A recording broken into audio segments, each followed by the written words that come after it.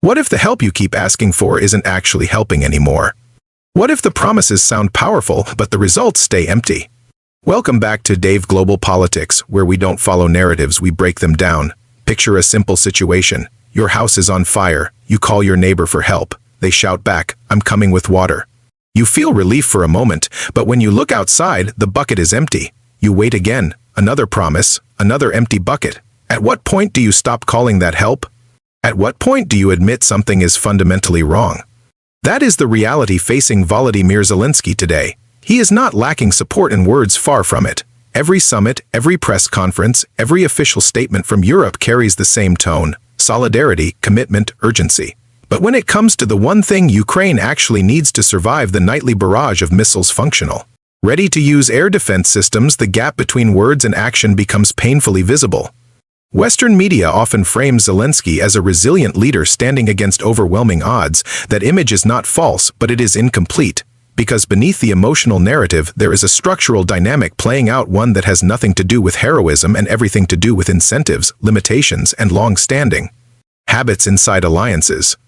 Let's strip this down to its core. In any alliance, there is always tension over burden sharing.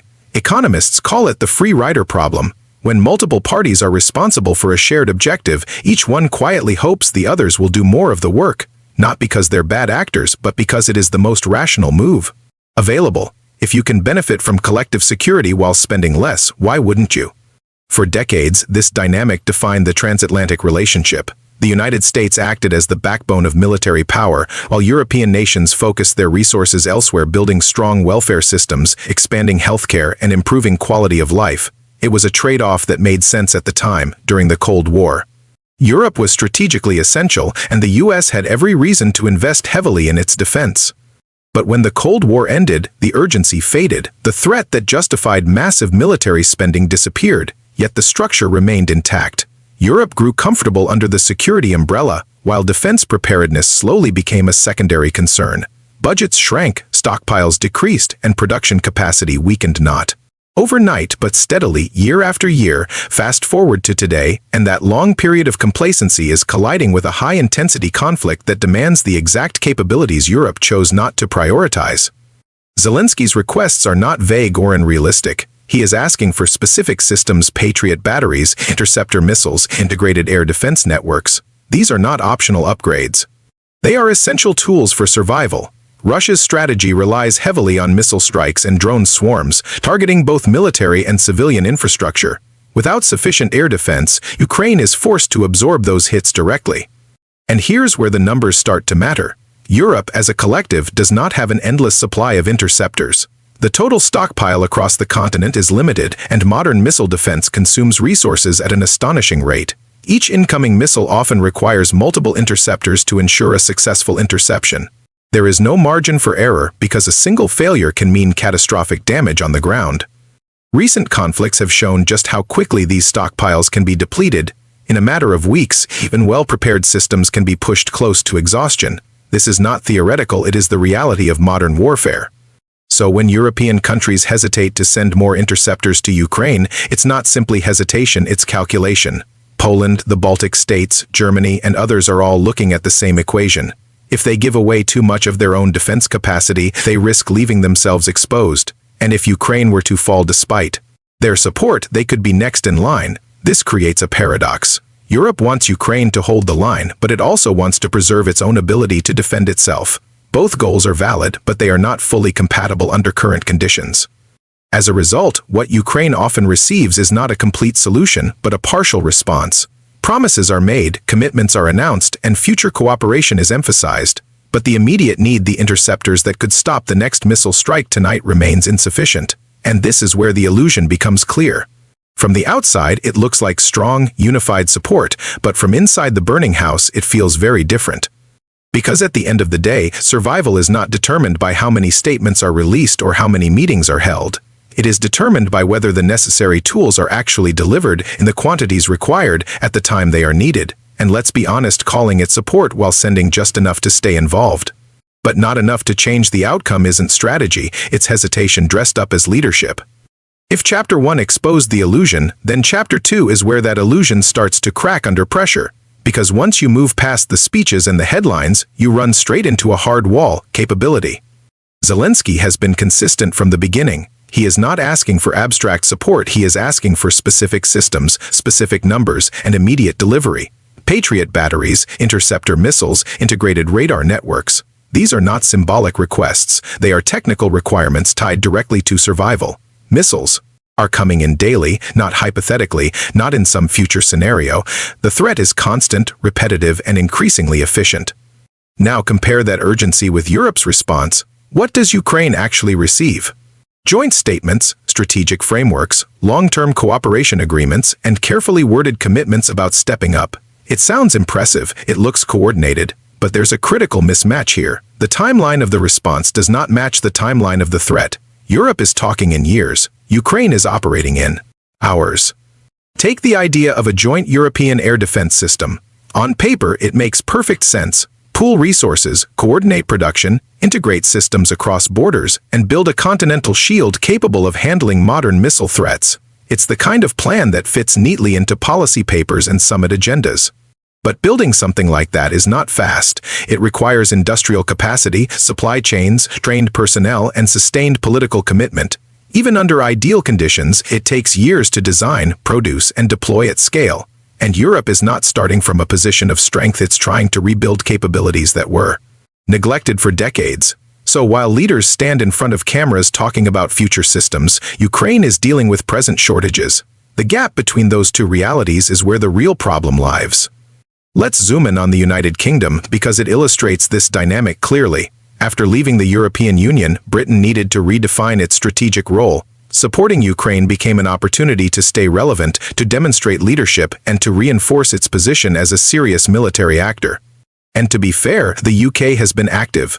Training programs, missile deliveries, political backing, it has been visible and engaged. But visibility is not the same as capacity. Britain can lead discussions and shape narratives, but it cannot manufacture large volumes of advanced interceptors overnight. It doesn't control the entire supply chain, and it doesn't have unlimited stockpiles sitting unused. This is the uncomfortable reality across Europe. Countries can position themselves as leaders, they can announce initiatives, they can sign agreements, but none of that automatically creates hardware.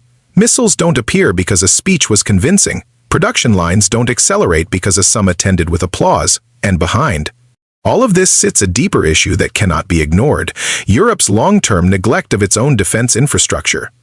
After the Cold War, the assumption was simple: large-scale conflict in Europe was no longer a real possibility. Governments shifted focus toward economic growth, social programs, and integration. Defense spending became politically difficult to justify at high levels. Over time, this created a system that looked stable on the surface, but lacked depth underneath. Germany is often the clearest example. Despite being the economic powerhouse of Europe, its military readiness declined significantly. Equipment shortages, limited ammunition reserves, and logistical weaknesses became part of the internal conversation within NATO.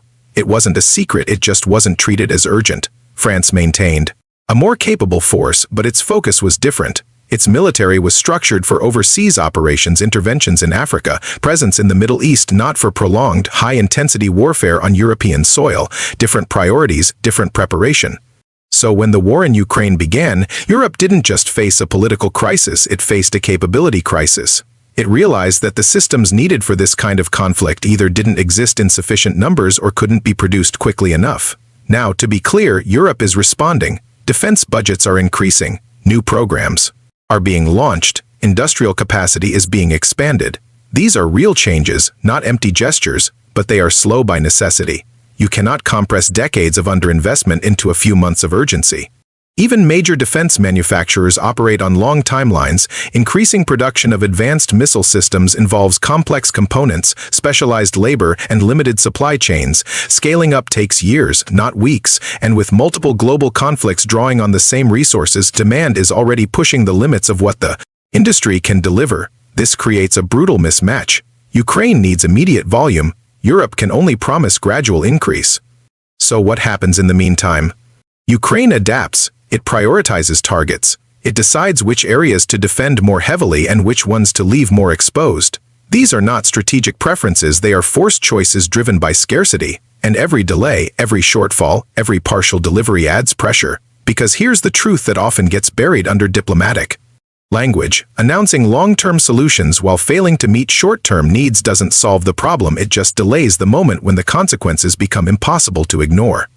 Europe is not inactive, it is not indifferent, but it is constrained by its own past decisions, by limited stockpiles, and by the reality that rebuilding military strength is a slow, expensive process. And that's the core tension of this chapter. Not a lack of will, but a lack of readiness. Not empty promises, but promises that arrive too late to match the urgency on the ground, because in the end, saying we're working on it might sound responsible, but to someone under fire, it sounds exactly like nothing. To really understand how this ends, or at least where it's heading, you have to stop looking at speeches and start looking at behavior, because what's happening right now is not chaos, it's not confusion. It's a structured interaction between three actors, each playing their own game: Ukraine, Europe, and the United States. Ukraine's position is the easiest to understand. It is under direct threat, under constant attack, and operating with limited resources. So its strategy is simple: push as hard as possible, as often as possible, in every public and private channel available. Zelensky applies pressure, raises urgency, highlights shortages, and keeps the spotlight on the gaps. This is not desperation, it's calculated. It's the only lever he has. He cannot produce interceptors. He cannot speed up foreign factories. He cannot reorder another country's priorities. So he does the only rational thing left. He keeps asking, loudly, repeatedly, and publicly, hoping that pressure eventually forces action. Europe, on the other hand, is playing a more cautious and layered game. It genuinely does not want Ukraine to lose. A Ukrainian collapse would send shockwaves through the entire continent. It would weaken deterrence, embolden adversaries, and expose vulnerabilities that Europe is not ready to confront directly. But at the same time, Europe is not willing to empty its own defenses to prevent that outcome. Every missile sent to Ukraine is one less missile available at home. Every system transferred reduces domestic readiness. So Europe tries to balance to competing goals, support Ukraine enough to keep it standing, but not so much that it weakens itself in the process. That balancing act creates a very specific pattern: strong language, gradual delivery, and constant delay. Not because Europe is insincere, but because it is constrained by its own limits. Then there's the United States, and this is where the dynamic shifts significantly. The US has started to redefine its priorities. Its focus is no longer centered on Ukraine in the same way it was earlier in the conflict. Other regions, particularly the Indo-Pacific and the Middle East, are now consuming attention, resources, and military capacity. Recent operations have drained significant portions of its interceptor stockpiles. Rebuilding those takes time, and naturally, the US prioritizes its own strategic positioning. Ukraine is still supported, but it is no longer at the top of the list. And here's the key point: when the strongest player in an alliance steps back, even slightly, the entire structure shifts. The burden doesn't disappear, it gets redistributed. And in this case, Europe is expected to pick up more of that weight, whether it is ready or not. Now put these three strategies together, and you get a widening gap. Ukraine pushes harder. Europe responds slower. The US reallocates focus. And in the middle of all that, the actual shortage, the missiles, the interceptors, the systems keeps growing. On the ground, this isn't theoretical. It translates into real consequences. Ukraine's air defense network is being stretched thinner over time. It cannot cover everything. Choices have to be made: what gets protected, what gets exposed. Critical infrastructure becomes vulnerable. Energy systems, water facilities, residential areas, these are not accidental targets. They are part of a deliberate strategy, because the goal is not just to win on the battlefield, but to increase the internal cost of continuing the war. And that's where pressure builds, not just military pressure, but economic and social pressure. The more damage accumulates, the harder it becomes to sustain resistance indefinitely. Looking forward, the structural logic doesn't suggest a sudden turnaround. Europe will continue to increase spending, continue to rebuild, continue to plan long-term solutions, but those solutions will arrive slowly. Ukraine, meanwhile, will have to keep operating within constraints stretching limited resources, adapting constantly, and absorbing risk where it cannot defend. Russia, fully aware of this window, will likely continue to exploit it, pushing hardest precisely when defenses are weakest and support is lagging. Could something change the trajectory? Yes, a major surge in production, a political decision to prioritize Ukraine above domestic stockpiles, a breakthrough in cheaper defense technology, or a negotiated settlement that halts the attacks entirely. But none of those are guaranteed, and none of them are being driven by speeches alone. So we come back to the original question. When does help stop being help? Because Europe is not absent, It is present, involved, and engaged, but presence without sufficient capability creates a dangerous illusion. It looks like action from a distance, but it feels like delay up close. And here's the hardest truth in all of this. Good intentions don't intercept missiles, and alliances don't work on promises, they work on delivery. At some point, reality cuts through narrative, not because anyone wants it to, but because it has to. And when that moment comes, it won't be decided by who said the right thing at the right time. It will be decided by who actually showed up with a full bucket and who kept talking while the fire kept spreading.